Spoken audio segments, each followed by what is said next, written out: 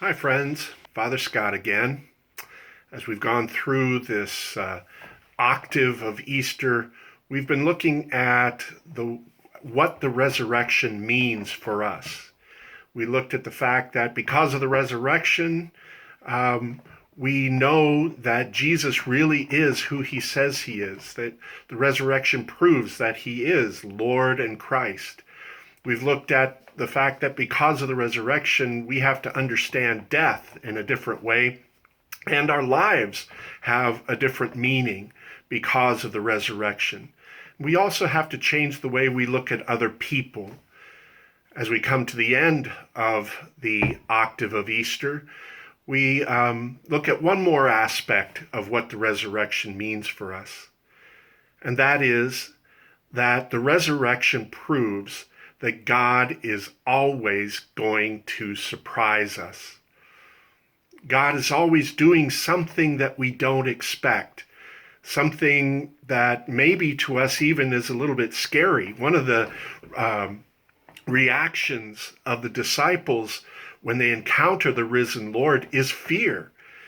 And another reaction is incomprehension. They don't recognize who Jesus is until he makes himself known, either by, in the case of Mary Magdalene, saying her name, or in the case of the disciples at Emmaus, in the breaking of the bread. Then he is made known to them.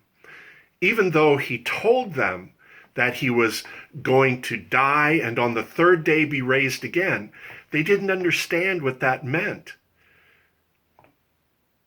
One of the things that tells us then, one of the things that the resurrection teaches us, is that God is always breaking into our lives in ways that we don't expect. And so that means the implication for our lives today is that we always need to be looking for the new thing, the unexpected thing that God is going to do next. What he does will always be in continuity with what has gone before, but it will always shed a new light on what he has done and maybe lead us in unexpected directions. The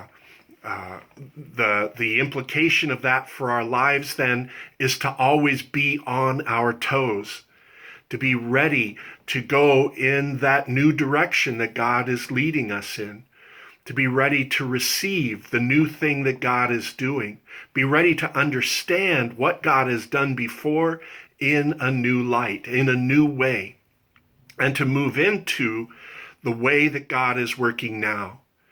It's only if we're open to being surprised by God that we will be able to participate in what God is doing right now.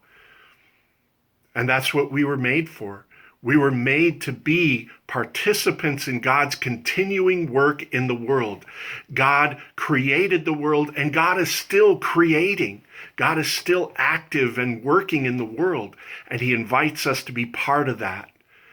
May our hearts continually be open to seeing the new way that God is coming into the world, and the new way that God is working in the world, and the new way that God invites us to participate in that. That's what makes the Christian life so exciting. That's what makes it so full of life and new every day, because every day is an opportunity to see a new way that God is working and to understand God in a new and deeper way. May God help us to have our eyes open to that new way that God is coming, and our hearts open to receiving that new way, so that we can work as God's partner in the recreation of the world. God bless you, and I'll be talking to you again soon.